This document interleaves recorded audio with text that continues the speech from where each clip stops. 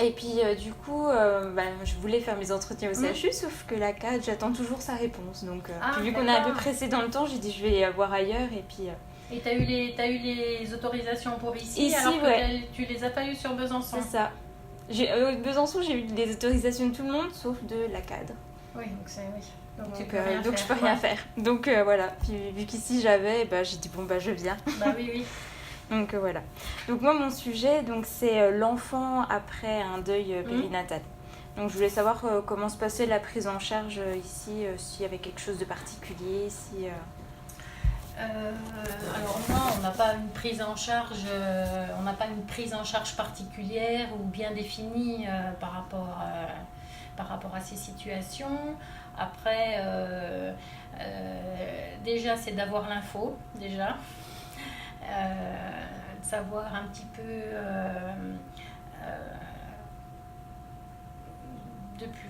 depuis quand, à quel moment s'est passé le décès, si c'était un garçon, si c'était une fille, voilà. Et puis essayer de voir un petit peu, du coup voilà, ça donne déjà un petit peu des indications pour l'approche.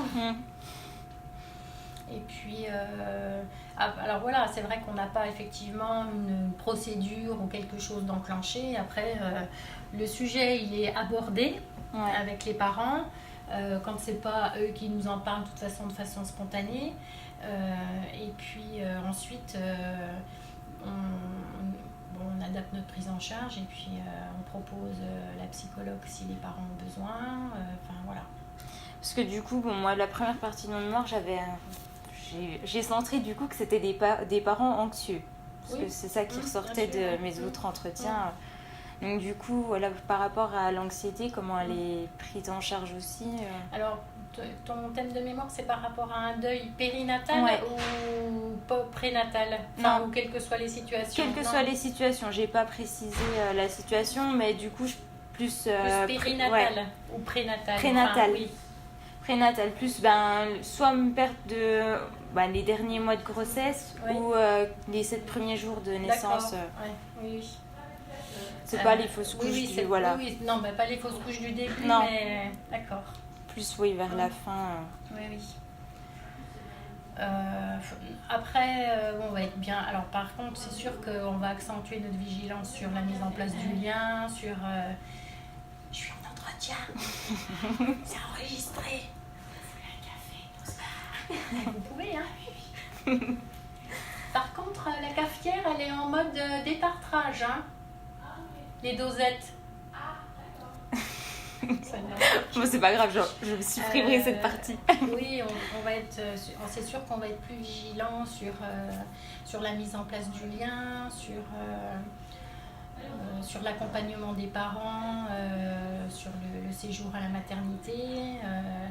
On va sortir nos antennes. On va faire beaucoup preuve d'empathie, d'écoute et tout ça. Voilà. D'empathie, d'écoute, de bienveillance. Tout ce qu'on peut mettre en place dans des situations difficiles, quoi. Ouais. Moi parce que du coup là j'en suis à l'étape où je propose des hypothèses. Donc j'avais mis comme hypothèse que le pot à pot ça pouvait favoriser, diminuer l'anxiété des parents. Donc, alors après c'est vrai que ça dépend aussi.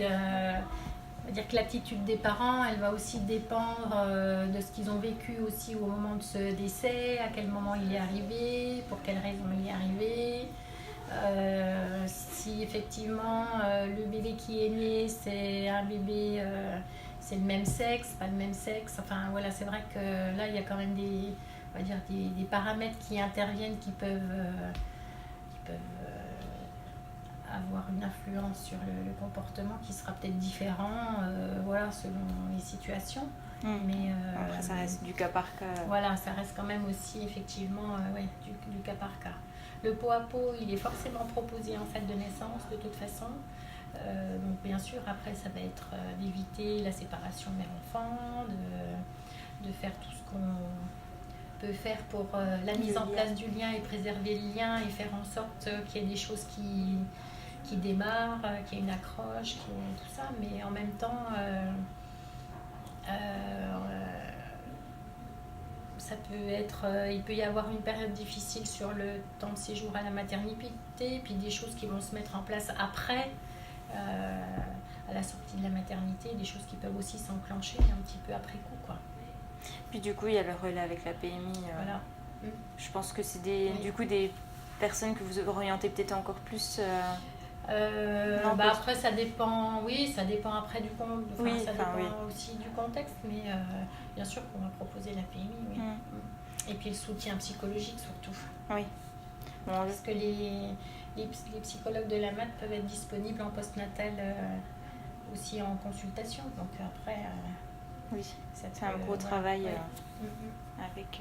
Bon, souvent, il y a déjà une partie du travail qui est déjà débutée avant, après le deuil, voilà. Mais après, oui, reproposer une nouveau.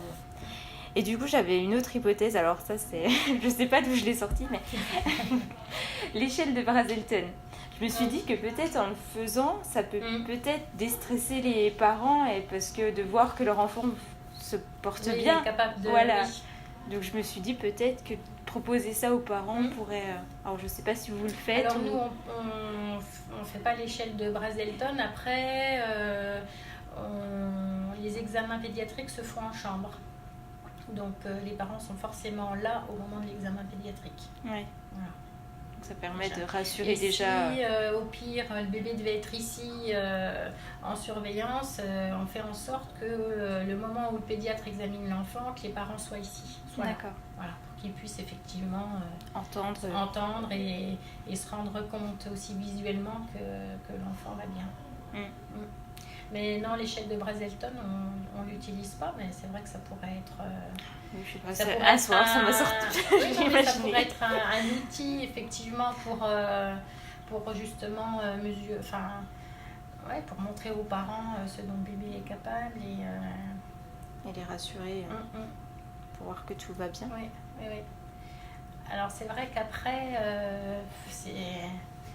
je crois que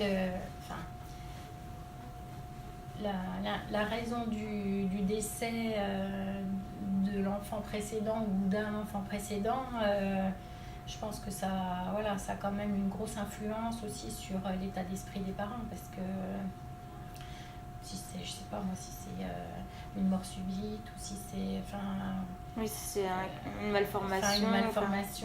Ou bon, de toute façon il y a forcément une résurgence qui au moment de l'arrivée des enfants qui suivent. Donc bon. Oui, ça dépend vraiment ça dépend quand même du contexte, ça dépend des situations, ça dépend. Puis des fois il y a des parents qui n'en parlent pas du tout puis ça passe peut-être à la trappe. Si on n'a pas le temps de vraiment tout lire le dossier. Non, en général, on a les infos quand même. Ce que j'avais entendu, des fois, on ne le sait même pas. Bon, d'accord.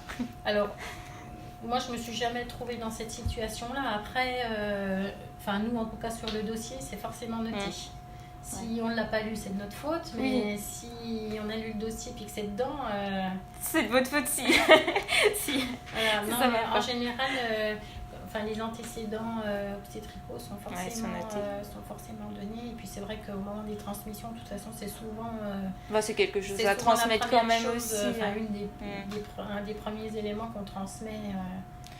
Parce que forcément, on sera plus vigilant à la relation pour voir si tout se met bien en place. Vous avez d'autres informations sur la prise en charge en général? C'est vrai qu'on n'a pas de... Comme on n'a pas on n'a pas non plus un protocole ou une procédure à déclencher à ce moment-là. Je pense qu'effectivement... Je pense qu'on ne peut même pas faire quelque chose, vu que c'est vraiment du cas par beaucoup cas. Plus dans la vigilance et puis dans l'accompagnement, rassuré. Dans un accompagnement un peu plus... comment je dirais, rapproché et plus attentif, peut-être que ce qu'on ferait par rapport à d'autres situations plus simples. Merci beaucoup. Moi, je sais pas si ça va t'aider beaucoup. Si.